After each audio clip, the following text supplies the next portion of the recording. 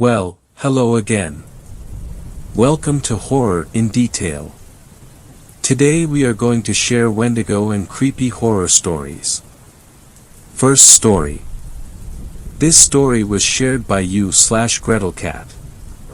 My student submitted the most disturbing living history project I've ever seen. One of my least favorite parts about being a middle school history teacher is the bullshit living history assignments we give at the end of every school year. Kids are supposed to sit with their grandparents and videotape, voice record, or transcribe their oldest memories for posterity, and for an easy way to bring up their GPA. I have been doing this for 17 years, and when I collected the projects this time around, I assumed they would be as dull, if not duller than usual. This had not been a particularly bright class. So I went home, poured myself a glass of wine, and prepared for a long night of, I only owned 2 pairs of pants when I was your age, and my brother got beat with a newspaper for hitting a baseball into a neighbor's yard. And of course, these projects were peppered with innocent, old person comments that were so horribly sexist and racist you just had to laugh. Now, I had a girl in my class whom I will call Olivia. She was pudgy, quiet, and proved herself a consistent B student. I expected her project to be as unremarkable as her, and perhaps that's why I was so profoundly disturbed by what I witnessed that night. Olivia had submitted 2 discs for some reason, so I began with the one marked interview. My screen hiccuped twice before a grainy image of a living room came into view. The place was a hoarder's hell. Olivia was curled up in an armchair clutching a notebook and looking like a scared animal. Across from her sat a man with a sober countenance, smoking a cigarette and staring at her expectantly. "Go ahead," a woman's voice whispered from behind the camera. Olivia's owlish eyes flashed towards the screen, then back to the man. "I am here with my great-uncle Stephen," she began almost inaudibly. "He is going to tell us about his oldest memories from being in the army." Great-uncle Stephen looked like he'd rather be in a goddamn trench at the moment, but he waited patiently for the questions to begin. Not surprisingly, Olivia read verbatim from the suggested questions sheet I had handed out to the students. He answered her curtly. Once or twice I heard her mother whisper, "Speak up, Olivia," from behind the camera. Typical, boring shit. So I was intrigued when Olivia set down the notebook and asked, "Did you like being in the army?" That was totally off script. Great-uncle Stephen emitted a chain-smoker's wheeze. "Nope. Glad to get out of my town though." "Where did you go?" "Balkans." "Aha," she said. I doubted she knew what the Balkans were, and my suspicion was confirmed when she asked, "Was Bacchus very different from here?" "Yes." Mom cleared her throat from behind the camera, perhaps encouraging Great-uncle Stephen to be a little more forthcoming. But Olivia seemed genuinely interested. "Uncle Stephen," she asked, "what is your very worst memory from the army?" The old man crushed his cigarette in the ashtray and then slowly lifted himself out of his chair. "I'll be back," he mumbled. The camera cut off. When the screen flashed back on, everything was the same except Great-uncle Stephen had several pieces of paper in plastic sleeves laid atop all the crap sitting on his coffee table. One, he held in his hand. "I was a kid when I enlisted," he said, looking at Olivia. "Your brother's age," he told her. Olivia nodded. "I never saw combat. Both of my deployments were to cities in Eastern Europe that had been destroyed by civil wars. Everything was a mess. I felt like a janitor." "Ahem." Mom coughed. Great-uncle Stephen sighed and looked at his paper. "My unit was assigned to a school that had been obliterated by all the violence. Broken windows, caved-in rooms, and for some reason, the part that got to me the most was that the school had been like this for years before we got there. No one had lifted a finger to fix it. I saw kids walk by it on their way to go beg for money or whatever shit they did dash. The camera dipped towards the floor as I heard Mom whisper harshly at Great Uncle Stephen. I couldn't make out what she was saying, but it wasn't hard to imagine. Do you want to hear this goddamn story or not? I heard him bark in response. Then you better let me tell it how I want. Mom, Olivia chimed. Please stop interrupting. Are you presenting this in front of the class? No, Mom, we're just handing it in to the teacher. I'm sure he's heard the word shit before, Great Uncle Stephen contributed helpfully. I wasn't he, as a matter of fact, but other than that the statement was accurate. The camera was lifted and after a couple of blurry focus adjustments, the shot was the same as before. I'm talking too much anyway, he grumbled. He lifted the piece of paper in his hand close to his face. In the basement, I found this letter. I didn't know what it said, but I had a buddy of mine translate it. So I'm gonna read it now. And then I'll tell you what I saw in that basement. A chill ran down my spine. Mom zoomed into Great Uncle Stephen and his letter. His palsied hands trembled as he held up the paper. This is what he read. Dear Sir, I never loved my country. So many of these skirmishes are born from patriotism, a power struggle for the shards of a once great empire, but I do not care what name my home has on a map. This fighting is senseless and I stay as far away from it as I can. It was not these attacks and disorganized violence that took the lives of my wife and child. It was illness. Mercifully, it happened quickly for the baby. Nadia suffered for longer. I watched in horror knowing I could do nothing for them. My only solace is that I was there for them every step of the way. I stopped going to work one day, and no one came after me. I doubt they noticed I was gone. Since the school was simply across a field, visible from my window, it would have been easy to go for a few hours each day and come home quickly to care for them. But what was the point? All I did was clean floors.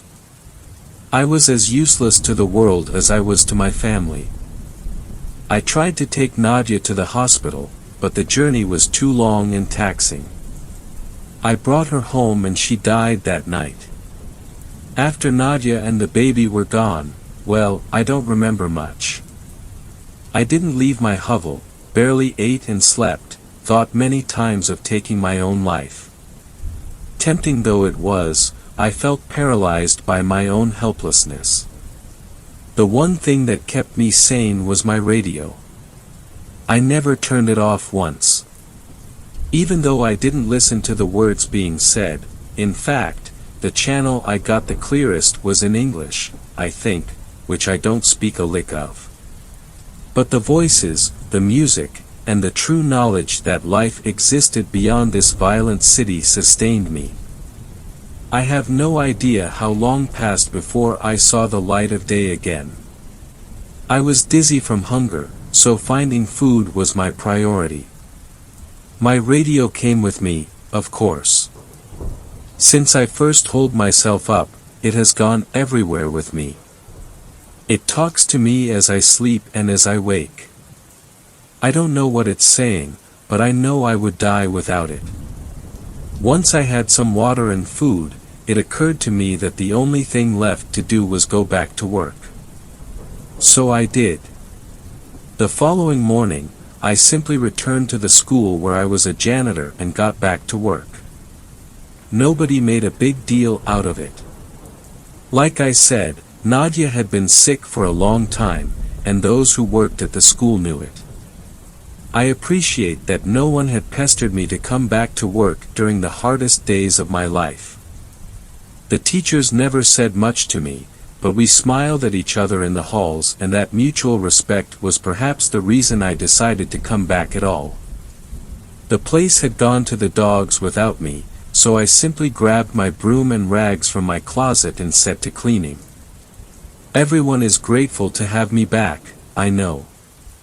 And the best part is that nobody minds my radio. I bring it with me everywhere and keep the volume low enough not to disrupt the students. No one has ever complained. In fact, I suspect they like it. The schoolhouse is not very big, but does require a lot of maintenance. The floors are always sticky and stained, so I spend most of my time mopping. Kids make messes, I guess that's why I'm still in business. Sometimes I have to move things around to make sure I get every spot on the floor beautiful and clean, but I take pride in that. And the repairs.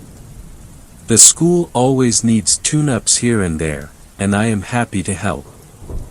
Some days I'm reconstructing a desk that broke as I whistle along with the radio, other times I handle more serious, structural issues. Days when I have work like this, I feel truly instrumental, like a cog in a larger machine. How could this school survive without me? It took me a long time, but I once again feel that I have purpose. There is a larder behind the school that is full of preserved food. In lieu of payment, I am allowed to take as much food as I need. That arrangement is fine. What would I do with money anyway?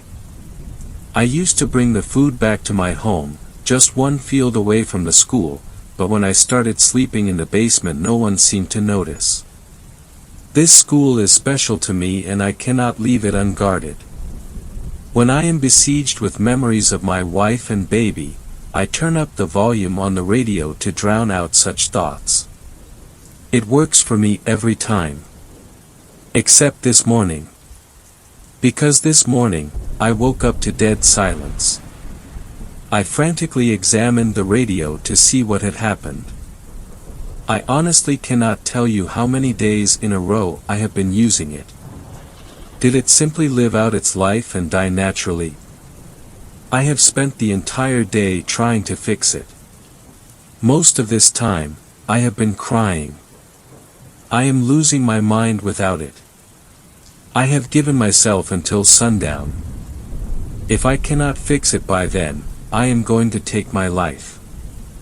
I am writing this because the sunlight is starting to die and I know what my fate shall be. I have thought about taking one last walk through the halls of my school, saying goodbye to the students and teachers. I know I will be missed. But I cannot bring myself to leave this room. I cannot go anywhere knowing that my radio is dead in here. There are no more tears in me. It feels now like I can't catch my breath. I vomited what little food I had in my stomach and I am growing dizzy again, like I did after Nadia died. I am not long for this world. But before I take my life, I have closed the door to this room and stuck a chair beneath the handle. It is the only room in the basement and has a small casement that lets in just enough light for me to see what I am doing. If anyone is kind enough to come looking for me, they should not be met with this gruesome sight. Perhaps they will see the door is blocked, smell my rotting body, and simply forget I ever existed. But I have placed both my radio and this note outside the door. Kind sir, if you are reading this, I have one humble request, please fix it. Save my radio. It did not deserve to die in its sleep and I am ashamed that I cannot revive it. Now I am ready to join Nadia and little Ludmila in heaven. I hope this school can find another janitor who loves and cares for it the way I do. The hour is now. Do not forget my radio. Stanislav. When Mom zoomed back out, Olivia had tears in her eyes. Thank you for sharing, Uncle Stephen," Mom said, her voice choked. "I think we have enough." "Wait," Olivia chirped. "He said there's more." "What did you find?" Before Great-Uncle Stephen could open his mouth, the image disappeared. My jaw dropped. Was that it? What did Great-Uncle Stephen see?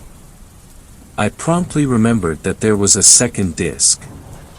This one was unmarked, but I hoped it contained the rest of the interview.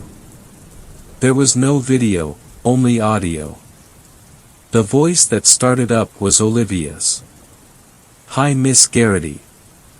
I'm sorry about my mom, but she refused to record the rest of what my uncle was saying. But I asked him to continue and secretly recorded the story as a voice memo on my phone.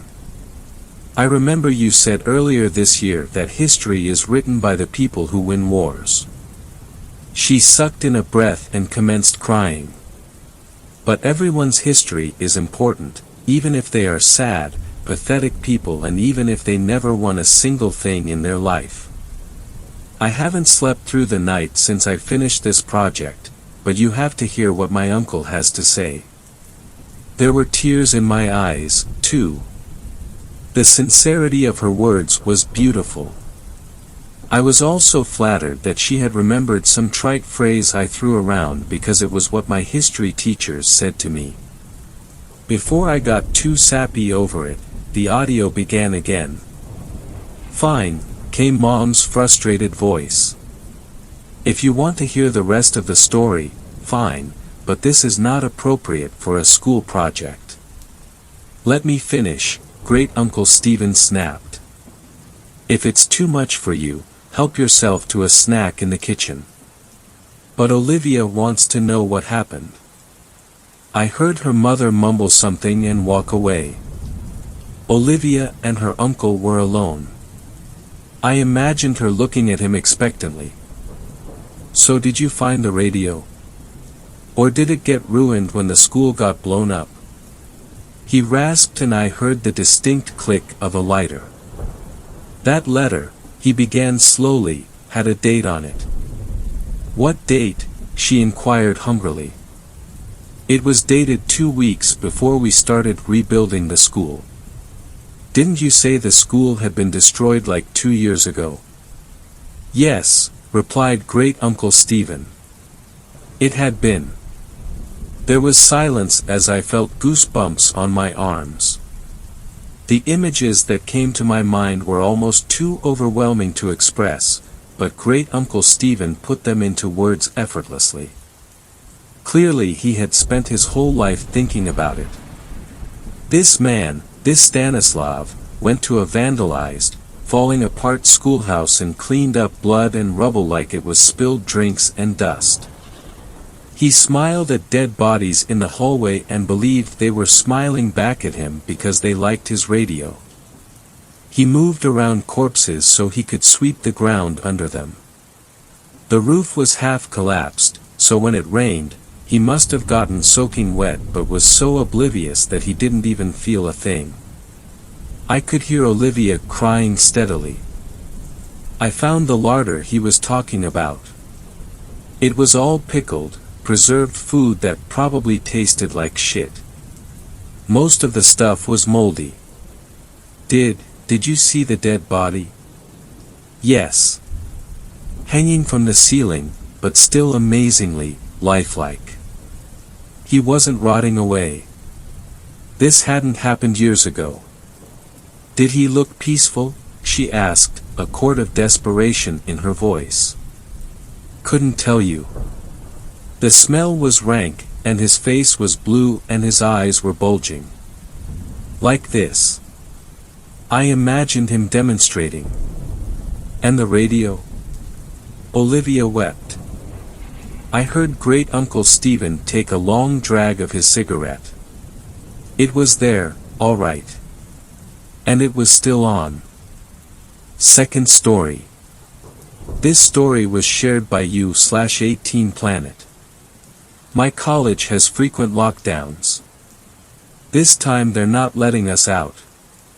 Brynhorn College is a very small country college plopped down quite literally in the middle of nowhere. With a student body that barely exceeds 500, it's basically a speck of dust among the miles of forest surrounding it. Many of my high school friends would have balked at the notion of attending a college that's 5 miles away from the closest town. But for my quiet, country-loving demeanor, it's perfect. So when I got my acceptance letter to Brynhorn College in April, I was ecstatic. The rush of packing, course selection, finding a roommate, and obtaining financial aid was stressful as one would expect. But as soon as I set foot on campus, all of my stress melted away. I don't know what it is about this place, but everyone just seems happier here. The way people talk, the little skip in everyone's steps as they walk, the professors are all passionate, even the food here tastes happier. Unless you come to Brynhorn College, it's hard to explain. But one thing's for certain, I had found my perfect match. As with all small colleges, however, Brynhorn College has little quirks that are also hard to explain. The main one is what we call periodic lockdown. Periodic lockdown is the kind of thing that seems ridiculous when you really think of it, but everyone is almost too afraid to joke about it because of how serious it's treated. I'd first heard about it during orientation. Until then our orientation leaders had been all sunshine and rainbows, but a dark cloud came over their faces when periodic lockdown came up. If you can only remember one thing from orientation, remember this: whenever a periodic lockdown occurs, it must be taken seriously and must be adhered to, said Sam, one of my orientation leaders. Her liveliness that had been there mere seconds ago was gone. "What's periodic lockdown?" one of my orientation group mates asked. "It's a period of time, usually around an hour or two, when everyone must stay inside their dorm rooms, with the doors locked and lights turned off. Any violation of this rule will be met with instant expulsion." Myself and the other members of my group were taken aback. Part of me wondered if it was an elaborate prank to scare the freshmen. We moved on quickly from the topic, and it wasn't brought up again. But on the 1st of October, a few weeks after school started, my phone buzzed during chemistry. Brynhorn emergency notifications: a periodic lockdown is scheduled on October 2nd, 2 p.m. Central Standard Time to 3 p.m. Central Standard Time.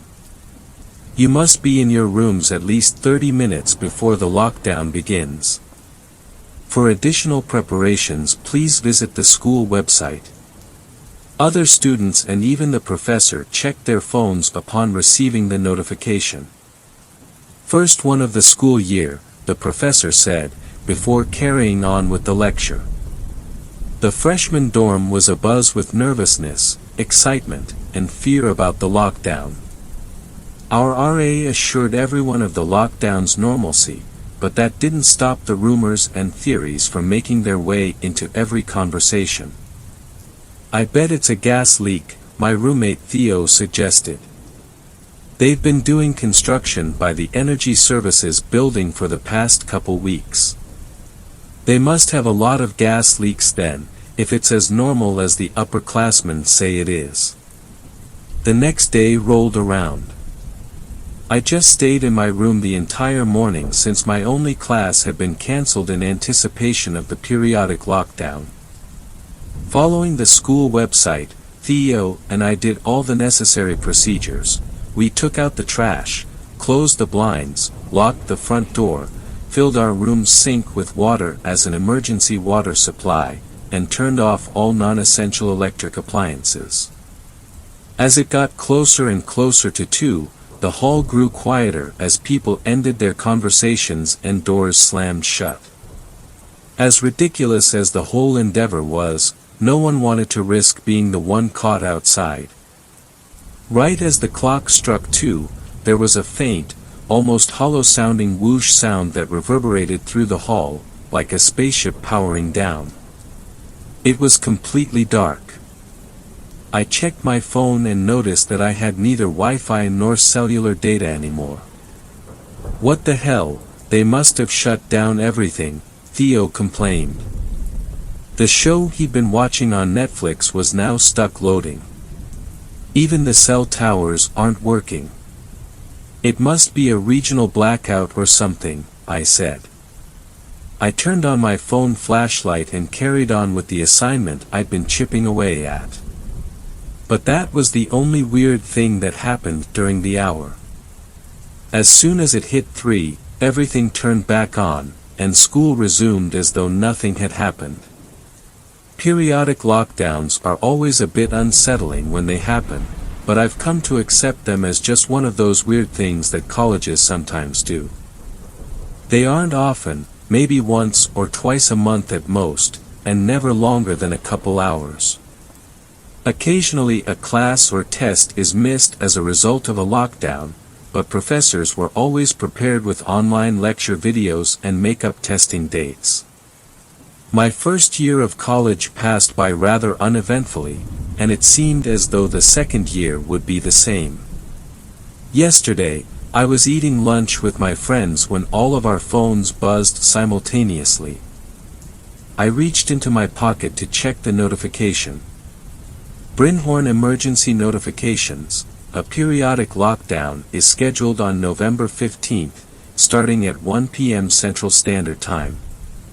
You must be in your rooms at least 30 minutes before the lockdown begins. For additional preparations, please visit the school website. What the fuck? That's like 40 minutes from now, my friend Natalie said, looking at her phone. There isn't an end time either. Did they make a mistake with the notification system? I asked. Screw it, I'm not taking any risks, another friend Evelyn said, putting on her backpack and picking up her tray table. I walked here and my dorm is far as fuck, so I'm gonna leave. See y'all later. The dining hall around us gradually evolved into a cacophony of people gathering their belongings and putting away their food, most of which was half-eaten. I reluctantly followed suit, still processing how weird the whole situation was. Getting back to the dorms before the 30-minute mark was out of the question by this point, so why weren't we warned sooner? I was back at the dorms with 25 minutes to spare. The halls were shuddering with the sounds of doors slamming shut, people yelling, and locks clicking into place. I entered my room and began to go through the motions that had been ingrained in my head by that point. Closed the blinds, unplugged my computer, the fridge, locked the door. Just then my phone buzzed again. I checked it and saw a message from my roommate Theo. Hey Brian, I got in a bike crash on my way back and the chain broke, so I might be a few minutes late. Could you leave the door unlocked so I can get in easily? Thanks. A small pit of dread grew in my stomach. What if he doesn't make it in time? I wondered. Could he be expelled? Okay, but please hurry up if you can, there's like 15 minutes until the lockdown begins, I texted back. A minute later, Theo texted me again, it's all good man, there's no way they'd punish someone after springing it up on us like that, lol. I tried to distract myself from the gnawing pit in my stomach by studying for my chemistry quiz, which I didn't even know would happen or not. The hallway gradually got quieter, and I began to convince myself that everything would be okay. My phone buzzed again. My card isn't working for some reason, could you come open the front door for me? The next thing I knew, it was pitch black, and a hollow whoosh echoed throughout the dorm. Periodic lockdown had begun, and my roommate was still outside. Fuck, I muttered. They must have turned off the front door's card reader as part of the lockdown. What happens to Theo now? Does he just have to wait outside until the lockdown ends? I thought about leaving my room to go open the door for him. Maybe no one will notice us if he gets inside fast enough. But what if we're both caught? Why risk getting myself into trouble when I'm safe right now? Not to mention, who knows what the periodic lockdown is for? Maybe there's some kind of animal outside that could be dangerous. But then isn't Theo in danger? What if whatever's out there gets him? My head swam. I turned my phone back on and tapped my browser app, which was thankfully already open to the periodic lockdown information website. I scrolled through the FAQ section and found what I was looking for. Question: what should I do if someone else is out of their room during periodic lockdown? Answer: remain in your room no matter what and keep the door locked. If someone knocks, don't answer the door. Don't let them in. My eyes fixated on the last few words. Don't let them in. That's when the feeling in my stomach went from gnawing to nauseating. My roommate didn't make it back in time. And now I'm supposed to make sure he doesn't make it back at all. And I don't even know when this will all be over. I played some games on my computer, occasionally checking the clock. 1 hour passed. Then 2.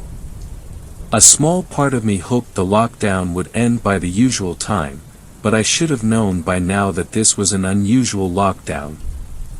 With the remaining time uncertain, I turned off my computer to save battery and sat in the darkness, thoughts consuming my brain. Even the faint slivers of light that crept from the blinds were waning. I didn't dare open them. I checked my phone. 5:16, the previous longest lockdown was less than half this time. I drank the rest of my water and went to refill it at the sink, feeling my way through the pitch-black room. Then ice shot down my veins as I remembered the last step of lockdown preparation. Something I had forgotten about in my haste star. The sink asterisk. Praying for a miracle, I turned on the faucet. Nothing came out. Panic started to fill me. Shit, this must be why they had us fill the sink. Okay, no water. Fuck. How long can a human survive without water again? Is there any water left in the pipes? I tried to get the water running multiple times to no avail. There's no way they'd keep us in lockdown long enough for us to die from thirst, right? Time marched on. Soon it was late afternoon, then evening, then night. Not that I could tell from the window anyway, it had gotten completely dark before 5. Whatever was happening defied the normal day-night cycle. At around 7 I ate one of my frozen meals from the fridge for dinner. In the absence of a working microwave, I had to leave it out on my desk for a while to thaw. Nothing like slightly below room temperature Thai noodle soup to hit the spot. I went to bed a few hours later, figuring I might as well try to skip as much time as I could, hoping I'd be woken by the lights coming back on. Instead, I woke up to knocking on the door. "Brian, can you let me in?" My blood froze. It was still completely dark, but something felt off. Like the air was a bit stuffier than normal. That was Theo's voice, I thought. There were more knocks. "Brian, my card isn't working. Can you please let me in?" Adrenaline shot through me, removing any lingering fatigue. I tapped my phone screen. 3:06, fuck, I've been in lockdown for over 14 hours. I was jolted back by more pounding. "Brian, can you let me in?"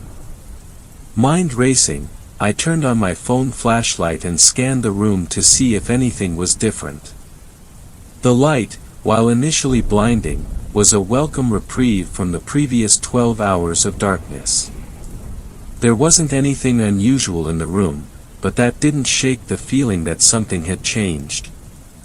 I slid off my bed and began making my way to the door. I didn't have a plan for what to do, I only knew that I was terrified. The voice came again, louder now that I was closer. "Brian, my card isn't working. Can you please let me in?"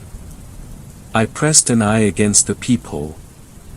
It was too dark to see anything, but for some reason I got the feeling that something was staring directly back at me. My hand wandered to the doorknob before I remembered the website. Don't let them in. I stood there for a minute, my mind racing.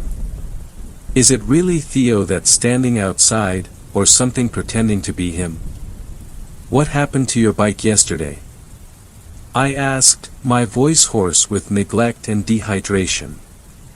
Silence. Part of me wondered if Theo or whoever was at the door had left, but that was quickly quelled. "Brian, can you let me in?" More pounding.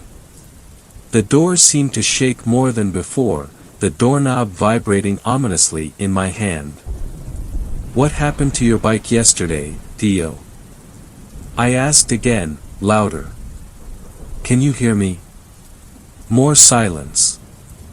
Clearly, whoever was on the other end couldn't hear me for some reason, or just wasn't responding. Shook by the whole situation, I felt my way back to my bed and tried to rest. Getting more sleep was hopeless by that point. Theo was relentless, knocking at the door every couple minutes or so. Sometimes I'd get a 10-minute break, other times there would be non-stop pounding for a minute straight or longer. But every single time the thing switched between the same two sentences, with the exact same intonation and inflection, almost like a recording played on loop. "Brian, can you let me in?" and "Brian, my card isn't working. Can you please let me in?" became etched into my brain. For all I knew, the school was stuck in hell, and I was being tormented by a demon who thought it would be funny to imitate my less fortunate roommate. I began to cry. Less than 24 hours ago I was a normal college student, stressed out by normal college things like friendship drama and chemistry tests. Now I was stuck in the dark with no water, no roommate, and no hope of escaping anytime soon. I began to think of my family, wondering if they knew what was happening. Maybe the FBI will start investigating and rescue us all. "Brian, I've been stuck outside all night, please open the door." I froze again. The looping of the other sentences had blended into the background such that this new one stuck out. What does that mean? I wondered. "I'm fucking starving and thirsty and I'm all alone out here, Brian, please let me in." The desperation in the voice put me on edge more than anything that had come before. I checked my phone again. 7:15 a.m. The room suddenly exploded with a flurry of knocks, so much that I could hear the door groaning from stress. "Brian, please. They're going to get me if you don't open the door right now." "Theo, what the fuck is happening?" I shouted from my bed. Silence again. My ears strained to listen. Then came Theo's voice again, quieter now but still clear. "Dude, I wish I knew. I got stuck outside, then I somehow got in, but none of the doors are working anymore. Brian, I was literally in the hallway all night. It's so dark out here and I think there's something out here with me." "What's out there, Theo? Are you okay?" I slid off my bed again to head to the door. "I don't know, but I'm scared," Theo shouted. Then came muffled, almost inaudible sobbing sounds. I just want this to be over, I just want to be dash." "Theo, I'm coming," I said, my heart wrenching, my cheeks still wet with tears. But fear lingered in me. "I'll open the door, Theo, promise." You just need to answer one question, alright? Theo sniffled. Okay, what's the question? What happened to your bike yesterday? Silence again, and more of it this time. I stood by the door, heart beating out of my chest, as the minutes ticked by. 5 minutes. Then 10. This is the longest it's been quiet so far, I thought. Why is Theo taking so long to respond? Then, just as I was about to retreat to bed, can you please just open the door, Brian? Answer the question, Theo, I said, my voice shaking. Please, let me in. Theo's voice sounded almost robotic now. I began to back away. You're not Theo. You can't remember what happened to him. I was on the verge of tears again. There was pounding on the door. Please. Brian, please. I can't stay out here. I went back to my bed and stuck my head under the pillow, hoping to drown out the sounds. There was more pounding, and even through the pillow I could hear the muffled please. Brian, please, on repeat. That's not Theo, it can't be, he'd remember, right? But then my mind wandered back to the pain and desperation in his voice, it felt so real. Clearly whatever was imitating him knew how to act.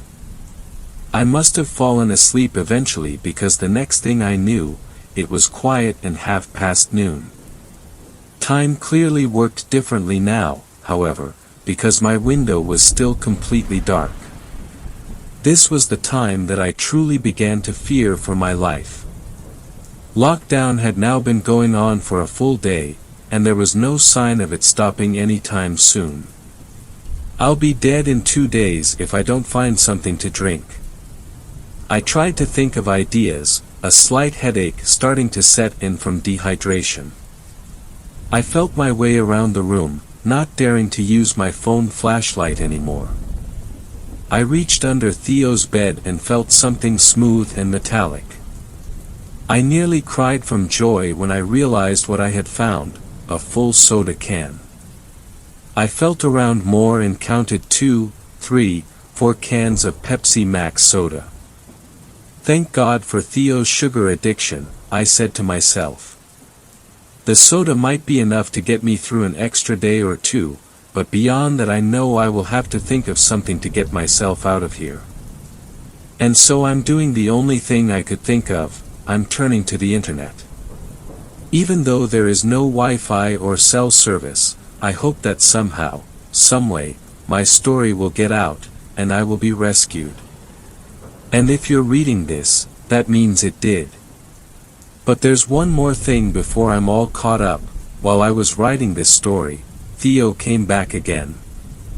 I was hunched at my desk, typing away, my computer brightness turned to a minimum to save energy, when there was a knock. Brian, came Theo's voice. Ice shot through my veins. I shouldn't say anything. He's going to try to manipulate me to open the door. I tried to focus on typing but found it hard to do so. More knocking. Brian, please, I know you're scared. I'm sorry if I scared you, alright? I didn't move or speak. My vision blurred from adrenaline. Listen, Brian, I don't know what's happening. It's like my memory got wiped, or I don't know. But I really don't want to stay out here, please. More silence. I typed a few more words but found that I couldn't think of more. There's something out here. I don't know where it is right now, but I hear it going from room to room sometimes, knocking on the door. It pretends to be other people, like me. I've heard it talk with my voice. My ears perked. Could that really be Theo? Could he be different from what was at the door earlier? I found a pack of water bottles, thankfully. It should be enough for a few days. Please, Brian, I don't want to hide from that thing anymore. What happened to your bike yesterday? I asked again. Brian, I told you, something happened to my memory. It's like I can't remember anything specific from before the lockdown. Please, Brian, you need to trust me. My heart was wrenched. Never had his voice sounded as human as it did now. What if that really was Theo out there? And I had left him to fend for himself the past day and a half. The rule of not opening my door dwelled on me, but what if I actually had the chance to protect Theo? I don't know. Listen, the thing's going to come back any moment now and I'm going to have to leave. Just, please. I know it's scary. Tears pooled up in my eyes. As much as I wanted to open the door, I had to maximize my chances. I'm sorry, Theo, I can't. Silence again. I expected the Theo thing to start repeating its lines again, but there was nothing. And then finally, a faint, almost inaudible, all right. Ever since then, I haven't heard from Theo. But I know that he will likely be back and try to get me to open the door again. If it actually was Theo outside, part of me doesn't want to know. Because the pain of the guilt would be too much to bear. At the time this is being sent, it is currently November 16, 2022, 7:19 Central Standard Time. I will likely have 3 more days. If you're reading this before then, there may still be a chance. Please, do what you can to end the periodic lockdown at Brynhorn College. Third story. This story was shared by u/B4C0NB34TD0WN. Wendigo Encounter. I've been debating on sharing this story with anyone outside of my small circle of people that were there. But I want to share my experience in hopes that it saves someone's life or to give understanding of what someone else has experienced. Late fall 2010, in northern Canada, I went deep into the wilderness with my father and my eldest brother to hunt for moose. We left in the early morning, just before sunrise, trying to cover as much distance as possible before nightfall. We traveled winding rivers and had to repeatedly portage over rapids all day. We decided to set up camp just over halfway to our destination. My father figured that we'd make the rest of the journey tomorrow. Well, when everyone bedded down for the night, I decided to go grab some firewood and relieve myself down by the bank of the river, just out of reach of the light from the campfire. Out from the tree line, about 15 yards away, I could hear rustling in the bushes. I watched the area where I heard the noise and focused on that spot. I felt kind of funny, dizzy/lightheaded, and I could smell this putrid stink, like old milk or rotten food. Then I saw the trees start to morph and move ever so slightly and began to take the shape of a head and slight facial features. My eyes began to adjust it to the darkness, and along the tree line, I could hear this voice coming from there. I recognized it. The voice sounded like one of my relatives who had recently passed. The face took shape of my relative. "Hello," they said, "I've missed you. Come see me." I smiled and stepped forward a bit but stopped to analyze the situation. My relative's face stopped smiling and became emotionless. The skin began to turn pale and peel away. Chunks of flesh from their cheeks began to fall away, and I felt shock and fear overwhelm my body. I couldn't make sense of it at all, so I started to back away and make my way to camp. I didn't realize at the time that I had been walking towards the voice and I was further away from the firelight. The voice became angry and began shouting at me to come here, so I turned to run away, but as I looked back one more time I saw the most disgusting thing I had ever seen. It was rotting flesh on gnawed bone, caved-in eyes and a hollow chest cavity. This humanoid creature was tall and super thin. I ran as fast as I could, trying to yell for help, but the fear had made my voice quiet and raspy. I ran along the river bank and I could hear the heavy breaths and the stomping feet from this thing right behind me. I made it onto the top of the river bank, but it grabbed a hold of my leg as I jumped up. I gripped and tore the grass trying to lift myself and yelled as loud as I could. Then finally my voice came back and I yelled that, "Someone has my leg." My brother woke up and ran over to where I was. Then he pulled me up and took me over to the fire. I was terrified, trying to explain what I saw and that it looked like my relative, but not. I was trying to convince them that I wasn't seeing things, but my brother nodded his head and said, "I saw it too, I know." That solidified it. He acknowledged that it was real. We stayed up all night after that, rifles loaded and close by. We packed up when the sun was coming up and went back home. We haven't shared that story with anyone out of fear of being labeled as crazy or liars. I've had nightmares and couldn't sleep for months afterwards, would see things/dark figures looking into my window or hear whispers when I was walking home at night. Eventually, I was seeing this dark figure daily. I went to medicine men/shaman for help, but I've learned that the ceremonies only relieves it temporarily. Friends have given me everything from protection pouches to certain crystals. I found out that there's a strong possibility that I encountered a Wendigo. I learned that if you encounter one and survive, it attaches itself to you like a parasite. I learned that it could only do this if it touches you, which it did.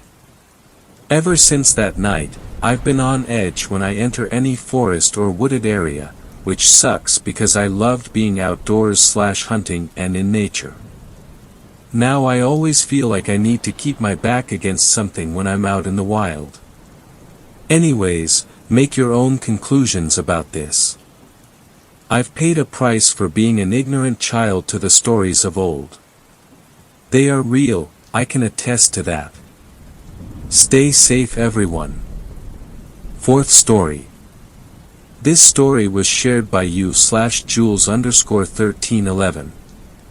There was something not right about the college I visited.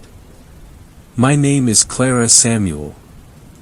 I'm 17, and I'm a senior at a small high school about an hour outside of Philly. And I'm smart. Really smart actually. I've had straight A's in all of my classes since middle school. I'm not gifted or anything, I just worked my ass off for one reason: getting out of this town and going to college. My parents are both alcoholic idiots who filter in and out of my life. I'm an only child, and I take care of myself for the most part. It seems sad, but I don't mind. I have good friends and I like being independent. But it would be nice to have some help with college. The application process is intense, and I'm already feeling overwhelmed. My parents have no money, so I already know I have to get a scholarship if I want to go anywhere. But that's harder than it seems, and most of the schools I've talked to said they can't help me out. The deadlines are getting closer and I'm starting to get panicky.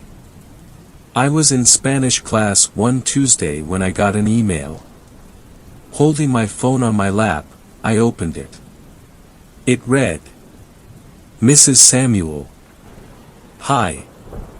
My name is Jessica Myers, and I'm the Dean of Admissions at White Ridge University in Philadelphia. Your academic record has come to my attention and it is very impressive. I would love if you would stop by for a private tour next week. We are prepared to give you a full scholarship. Please let me know if you plan on stopping by. Jessica Myers, Dean of Admission, White Ridge University." Yes, it was a little weird. A quick Google search brought up the school, and I read some information on it. It was very small, but its academic statistics were impressive. Biology, my major, was one of their most well-known departments. Not only that, they said they would give me a full scholarship. I emailed Jessica back right away, and told her I would stop by on Monday around 4. She responded with the address of her office and told me she would see me then. Next Monday came and I left school after the bell and got in my car. I drove up to Philadelphia, then plugged in the address Jessica gave me. When I arrived on campus, I was struck by how beautiful it was. Everything was brand new and high-tech. The students walking around were beautiful too, with backpacks and White Ridge University sweatshirts. As I passed by them on the street, I noticed they all seemed a little off, maybe. They looked sad and quiet, and I tried to catch their eyes. They looked away. It was strange, but I chalked it up to the stress of starting school again and found Jessica's office. Jessica's office was on the top floor of one of the beautiful buildings. Her assistant instructed me to wait outside her office, and about 5 minutes later Jessica walked out. Jessica was young and beautiful, in a pantsuit and a broad smile. "You must be Clara," she said, taking my hands in her own. "I am so happy to meet you." "It's nice to meet you, too," I said. "Your school is beautiful." "Yes, it is, isn't it?" she said. "We all worked very hard on it." She assistant handed her her coat. "Well, let's not waste any more time. I'm sure you're anxious to see the school. Let's go." Jessica and I left her office. On the way out, I tried to smile at her assistant, but she avoided my eyes. Weird. We started in the dining hall. It was white and brand new, like everything else. It smelled amazing, and the food as it passed by me looked amazing too. The students moved through the line in a robotic sort of way, not speaking. They took the food and put it on their tray, then swiped their student IDs and sat down. One after another, the same thing every time. The more I started to look around, the weirder it got. But Jessica chattered away in my ear about the amazing food they have at White Ridge. "And we can accommodate to everyone," Jessica said, "so don't worry, you'll still get your vegetarian option." My head snapped toward her. "How did you know I'm a vegetarian?" "Just a feeling," Jessica laughed. "I'm one myself. It just makes me feeling like I'm making a difference, you know." Jessica turned on her heel and walked towards the door. I started to follow her, but I caught the eye of a boy sitting alone at a table. His salad sat in front of him, untouched. His eyes grew wide as I looked at him. With the smallest motion of his hand, he beckoned me toward him. I take a step closer. "Get out of here, Clara," he says in a harsh whisper. "Get out." Before I can react, Jessica had her hands around my upper arm, pulling me away. "That's just Kyle. He's the prankster on campus," she laughed. "You know how boys are." Now I was officially freaked out. I allowed Jessica to lead me out of the dining hall to the sidewalk, but I started looking for ways to escape. I wasn't sure what was wrong, but I knew something was. "Next we're going to see the biology lab," Jessica said. "It's state-of-the-art, brand new. You'll love it." Now how the hell did she know that I wanted to major in biology?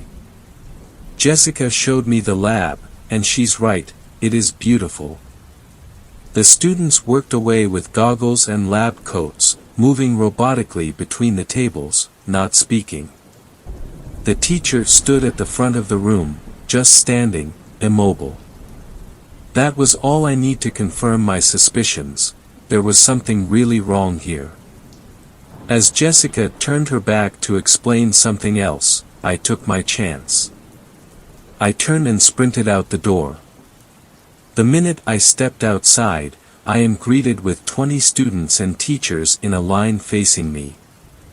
I stopped dead in my tracks. I felt Jessica come up behind me and grab my arm. She spun me around to face her and put her face inches from mine. "You ungrateful little bitch," she hissed, "I'm prepared to give you money to go to this school, and you run away from me. No wonder your parents don't love you, you disgusting little coward." I felt tears forming in my eyes. "What is this place?" I said in a hushed whisper, "Where the hell am I?" "Oh, shut up," Jessica snapped, "come with me." "No," I started to struggle, "let me go. I want to go home." "If you'd just let me show you what I have to show you, you'd understand," Jessica said calmly. Besides, she motioned to the group of students and teacher gathered around us, their faces expressionless. "You're not getting very far." She had a point. So I went limp, and let her drag me away to the same building her office is in. This time she stops at a different floor, and I follow her down the hall. She paused outside a door, holding a key. "Clara, this room holds your whole future," Jessica said. "Everything Whiteridge can offer you is behind this door, if you chose to accept it." I don't know why I went in. I should have turned and ran. Maybe I could have fought off those people. I could have done anything else besides go in the room. In that room I learned why students chose Whiteridge, and why they didn't really choose at all. I learned why their faces were expressionless and dead, almost defeated. It all made sense after that. It was a one-time mistake. He had it coming. He raped me. I don't regret what I did. I do regret doing it in a place that has security cameras. But I want to know how the hell Jessica got that footage, and what she wants with me. But I don't regret it. Whiteridge will become my new home, maybe I will adjust eventually. But I shouldn't have gone in that room. Maybe jail would be better than this. Clara Jones, Office of Admissions, Whiteridge University. Fifth story. This story was shared by you/Togiak. I encountered a Wendigo while making a remote border crossing. We've got crows back at home. In my town we see them every day. Sometimes solo, sometimes in a group. I am well aware that a group of crows is referred to as a murder, but despite this ominous label, they're pretty shy and generally fly away at the first sign of danger. But the pair of big black birds circling the point across the lake were something else entirely. I know that around the Canadian border ravens become more common than crows, and this is what I suppose they were. But these were really big, too big, possibly bigger than an eagle. And as they circled the point, the calls they made were unnerving. Nothing like the caw of a crow, the sounds were screeching drawn-out croaks, as though to make sure that every creature on the lake was aware of their presence. I kept quiet from my vantage point 200 yards across the bay, and the travelers I had in my charge knew enough to keep still and silent. We were 3/4 done with our journey that had begun at a clandestine location outside of Atikokan. I never thought I could become a smuggler, but here I was, tucked under ancient white pines with a man and woman who were essentially strangers to me. They watched the huge birds with me, whispering back and forth in their native language. I don't know what they were saying, but the look in their eyes showed their fear. And these people have seen things in their homeland bad enough for them to leave with nothing more than a few possessions, and then give all of their money to a stranger who arranged for me to take them through the wilderness to cross the most remote section of the largest unguarded border in the world. Traveling by canoe along a route that my ancestors have traveled since long before there was a border, we had crossed the imaginary line last night, and by this time tomorrow I planned to load them into a van that would be waiting at a trailhead near Ely. This was where we would part ways. For now we were preparing to break camp at a campsite known only to me. I carved it out of the timber a few years ago, and it is able to conceal not only a tent but a canoe as well. There's not much canoe traffic this time of year, but I was doing a final check to make sure the coast was clear when the birds showed up. Figuring there must be something along the shore holding their interest, I fished my binoculars out of my pack to get a closer look at the sinister pair. To the naked eye it looked like a typical rocky point on a shield lake. A smooth rock shoreline gave way to a stand of sparse bulrushes with a couple of boulders. One of the boulders didn't look right. I realized that I was actually looking at a dead moose that had floated up there. Likely a casualty from the moose season that ended the week before. That explained why the pair of birds were circling, and I pulled the binoculars away to study how the birds were behaving. They took turns swooping down low over the moose and then soaring higher than the treetops and letting out their disturbing calls. Then there was movement in the trees. I pulled the binoculars back up and focused in on the mix of birch and fir that was along the shoreline.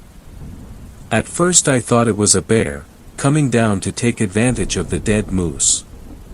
But this was far taller than a bear. Then I saw the antlers. Some smaller trees parted and then what at first I thought was a moose stepped to the water's edge. I've seen hundreds of moose in my time up here, but what I was seeing now didn't make sense. Sure, it had antlers, and it was tall like a moose. But it was mostly without fur, and the color was all wrong, more of a sickly pinkish gray than the dark brown you would expect of a moose. I could see its ribs. And its front legs weren't really legs, they were more like long, gangly arms. Arms that ended in long bony fingers. Even though I was about 200 yards away, I could see the glint of fangs. It stepped from the trees to the water's edge. It paused and looked up at the circling birds. It let out a scream that hung in the air. One of my travelers let out a whimper, and I turned, put a raised finger across my lips. I knew we were out of sight of what any typical animal or person could see, but this was far from typical. I flashed back to many years before when I stared wide-eyed at my grandfather as he told stories around the campfire. Flames flickered and birch logs crackled as he described an evil spirit called the Wendigo. Many generations ago a lost hunter turned to cannibalism to survive, and his evil deed transformed him into a horrific beast. A beast that roamed the wilds with an insatiable hunger for flesh. Human or otherwise.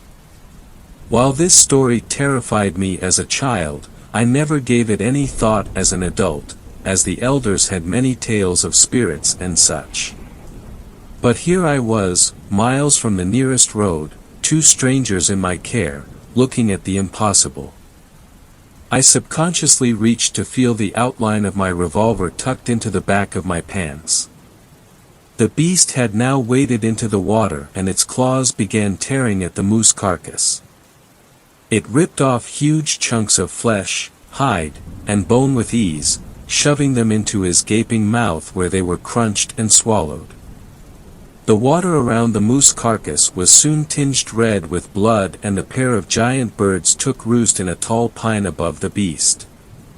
The carnage continued as the creature consumed impossible amounts in minutes. I heard one of the travelers whisper, "Monstro." I didn't need translation to know what it meant. They had every reason to be scared now. I've had face-to-face standoffs with wild bears, with big city gangs, with angry fathers. At least with those you have an idea of what you are dealing with. My grandfather never said how one would deal with a Wendigo. With most of the moose consumed, the monster let out another scream. I was back to looking through binoculars, which was a mistake as the beast's face and chest were covered in blood, and flesh clung to its claws. An image I will never be able to erase. Despite having consumed the better part of an adult moose, it was still gaunt in appearance. It took a last look around and I stopped breathing when its gaze seemed to focus on our location for a moment.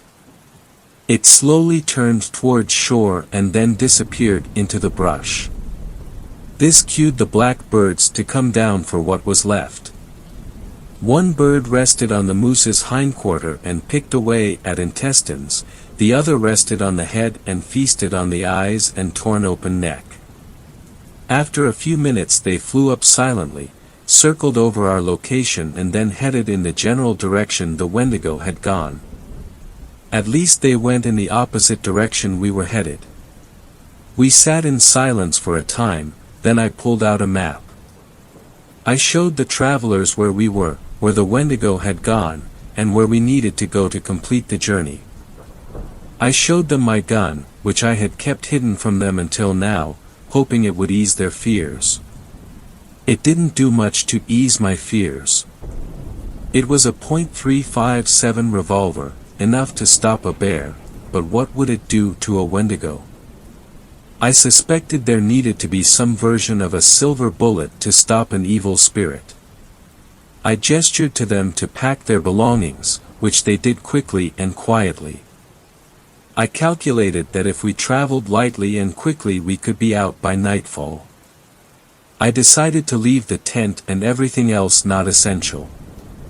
We slid the canoe down the bank, climbed in and pushed off. The woman sat on the floor in the middle, the man was at the bow. I paddled from the stern with intensity. We had about 10 miles to the end of the lake. At the end of the lake was a portage trail of about a half-mile that would bring us to the next lake. We had done a number of portages already on this trip, and after the morning's events I was dreading having to be on foot. There was no other way out. A light wind was at our back, allowing for relatively quick travel.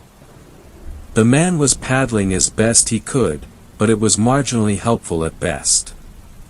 The woman kept her head down and did not move. Usually on this kind of trip I try to hug the shoreline to keep a low profile, but now we were tracking right down the middle of the lake. I was making a beeline for a height of land where I knew the portage was, and we continued along in silence. The paddle down the long lake was uneventful, and it was early afternoon when we reached the portage. Once ashore we took a short break and ate some jerky, and then it was time to make the portage. It would be easier now since I had abandoned most of the gear. On earlier portages I had the travelers hide out while I scouted ahead to make sure we would not meet anyone on the trail, but there was no time for that. I think they understood me as I tried to explain the importance of moving quickly and quietly. I pointed to the trail and then to the packs and paddles. They took the cue and I put the canoe up on my shoulders and we plodded along through the forest. It took less than an hour to get to the next lake. There was a forest fire here several years before, and the charred remains of a few old-growth pines stood in stark contrast to the young aspen, birch and spruce that had grown in the void left by the fire. This lake was smaller, with many bays and points, and we were soon back to making progress in the canoe. Wendy 5 we came around a point midway down the lake. I looked to the end of the lake where we would find the next portage and stopped padding. Maybe 300 yards away was the remains of a burnt pine. Roosting in the tree were two birds. Big, black birds. The man in the bow saw them too, and muttered something to the woman. She looked up for the first time and stifled a scream. We had to go past them to get to the next portage, so I kept paddling down the middle, not taking my eyes off the birds. As we got closer it was obvious they were watching us too, their heads pivoting as we passed them. I kept looking back over my shoulder at them, but they held their position. I didn't know what the presence of the birds on our route signified, but based on what I saw this morning it couldn't be good. By the time we were at the end of lake where the next portage was, I could barely make out the tree anymore. I thought that perhaps we were in the clear, but then we all heard the unmistakable sound, the same sound we heard the birds making this morning. Even though they had to be over a mile away, there was no mistaking it. The long, drawn-out croaking continued for a minute, then it was silent again.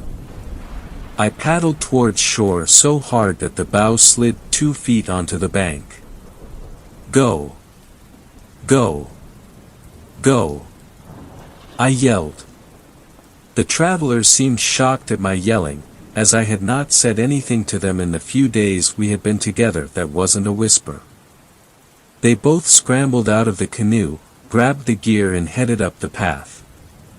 I again wrestled the canoe onto my shoulders and followed. We still had another lake to cross after this portage, then it was down a creek to where we were to be picked up in a remote parking lot at the end of a forest road. We would be early, but maybe I could get a cell phone signal and get a call or text to the driver. Or maybe we could hitch a ride with a tourist. Any concerns of being intercepted by authorities has now taken a back seat to getting out of here and away from that thing that for all I knew was making its way south toward us. Since we were closer to an access point, this mile-long portage was well traveled and we made good time. The first half was up a slight incline, then it went down much more steeply to the next lake. We reached the top, and paused for a quick rest. I set the canoe down to catch my breath. The crest of the trail allowed a good view of the valley ahead. It also allowed a good view of 2 huge, black birds that were circling above the tree tops. The woman was not able to stifle her scream this time, and this prompted the birds to start up with their ominous calls. In the distance we heard another sound. It was a scream that could have only come from the horror we had seen this morning. While I felt a certain amount of responsibility to the travelers, my concern for them was waning. "You better keep up," I yelled as hoisted the canoe back onto my shoulders. I headed down the steep trail as fast as I could, and I could hear the travelers behind me, stumbling, but not falling too far behind. With the canoe on my shoulders, I couldn't see if they were carrying the paddles. Didn't matter, I keep a spare strapped to the supports in the canoe. The steep path made a switchback and was able to see that the man was indeed carrying a paddle and pack. The woman was crying hysterically, carrying nothing. The path here was steep and rough, with many large rocks and roots creating potential tripping hazards. The birds were circling overhead us now, their croaks echoing off the hillside. We heard the distant scream again, although this time it didn't sound so distant. It was not possible for us to move any faster, but I took care to be sure-footed. I could see we were nearly to the bottom of the hill. Once there it would be level ground to the next lake, which was now only a few hundred yards away. I made it to the bottom of the hill where the well-worn path went through a series of large roots and then turned to dirt. Once to the dirt, I flipped the canoe off my shoulders and let it land on the hull. The travelers were coming up 50 yards behind me. I grabbed the bow of the canoe and started dragging it, hoping the man would catch up and grab the stern. I started to yell at the couple to hurry, but I was interrupted by another scream from the beast. It was coming from our right, and I could now hear branches breaking and what sounded like breathing and snarling. There was no reason to think that the lake would offer refuge from this thing, but it seemed like a better option than facing it here on the path. The man was almost caught up to me, but he stopped to see where his partner was. She had tripped on a root and was now screaming, not sure if it was in pain or terror. Probably more terror, as the Wendigo had broken through the brush along the trail and was now 50 feet behind her. She looked back at it and let out what she meant to be a scream but came out as a yelp. The beast was on her in seconds, and it picked her up over its head and slammed her to the ground. The man dropped to his knees, watching in horror as his partner was torn apart and devoured. Wendy 8 I resumed dragging the canoe as fast as I could, not looking back. The beast let out another shriek, then there was a scream that I presumed to be from the man. I tried not to think about the snapping and crunching sounds I could hear from behind me. The next lake was now in sight, and even though my entire body wanted to quit, I was now running. The shoreline was sandy and I ran right into the water, allowing the canoe to float past me. I hopped in when the back seat was even with me, and in one motion pulled the tag end of the knot that held my spare paddle in place. A few quick strokes and I was 20 yards from shore. The screams of the beast continued, and the black birds that had been watching the bloodbath from treetops now were starting to swoop around me, getting closer with each pass. The Wendigo was now on the shoreline and it let out the loudest scream of all. It stepped in the water to its knees but stopped, gesturing with its long arms and howling at the sky. Not knowing what to do next, I pulled out my revolver. At the end of this lake was the outlet stream that would lead me to a bridge. For the moment I felt safer where I was. The birds were getting ever bolder, and I could feel the wind as one of them swooped in on me from behind my shoulder. It wheeled around over the bow and came right back at me. It reared back at arm's length with its wings spread and its talons coming right at my face.